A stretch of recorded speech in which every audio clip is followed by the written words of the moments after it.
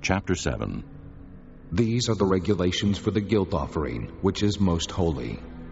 The guilt offering is to be slaughtered in the place where the burnt offering is slaughtered, and its blood is to be sprinkled against the altar on all sides. All its fat shall be offered, the fat tail, and the fat that covers the inner parts, both kidneys, with the fat on them near the loins, and the covering of the liver, which is to be removed with the kidneys. The priest shall burn them on the altar as an offering made to the Lord by fire. It is a guilt offering. Any male in a priest's family may eat it, but it must be eaten in a holy place. It is most holy. The same law applies to both the sin offering and the guilt offering. They belong to the priest who makes atonement with them. The priest who offers a burnt offering for anyone may keep its hide for himself. Every grain offering baked in an oven or cooked in a pan or on a griddle belongs to the priest who offers it. And every grain offering, whether mixed with oil or dry, belongs equally to all the sons of Aaron. These are the regulations for the fellowship offering a person may present to the Lord. If he offers it as an expression of thankfulness, then along with this thank offering, he is to offer cakes of bread made without yeast and mixed with oil, wafers made without yeast and spread with oil, and cakes of fine flour well kneaded and mixed with oil.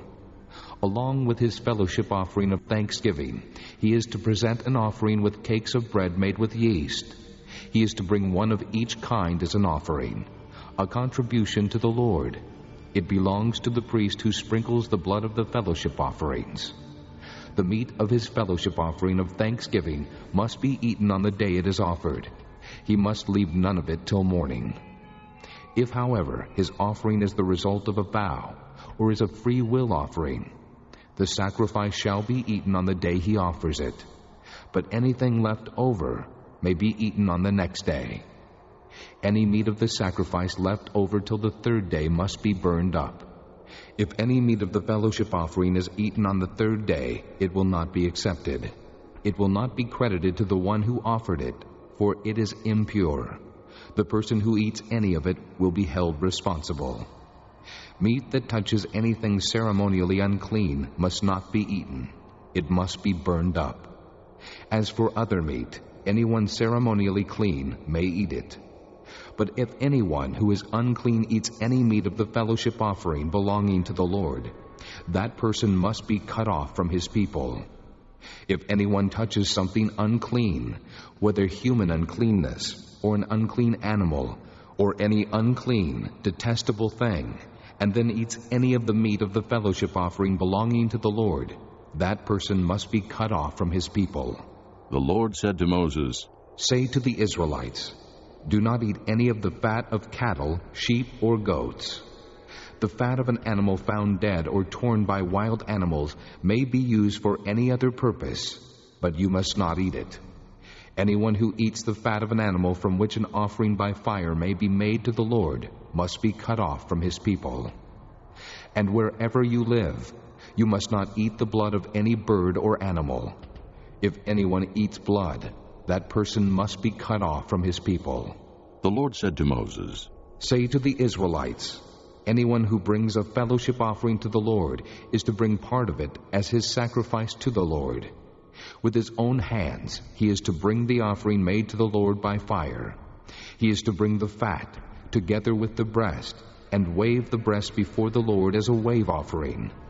The priest shall burn the fat on the altar, but the breast belongs to Aaron and his sons. You are to give the right thigh of your fellowship offerings to the priest as a contribution. The son of Aaron, who offers the blood and the fat of the fellowship offering, shall have the right thigh as his share.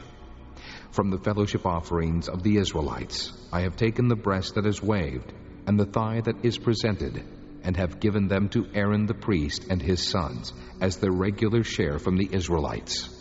This is the portion of the offerings made to the Lord by fire that were allotted to Aaron and his sons on the day they were presented to serve the Lord as priests. On the day they were anointed, the Lord commanded that the Israelites give this to them as their regular share for the generations to come. These, then, are the regulations for the burnt offering, the grain offering, the sin offering, the guilt offering, the ordination offering and the fellowship offering, which the Lord gave Moses on Mount Sinai on the day he commanded the Israelites to bring their offerings to the Lord in the desert of Sinai.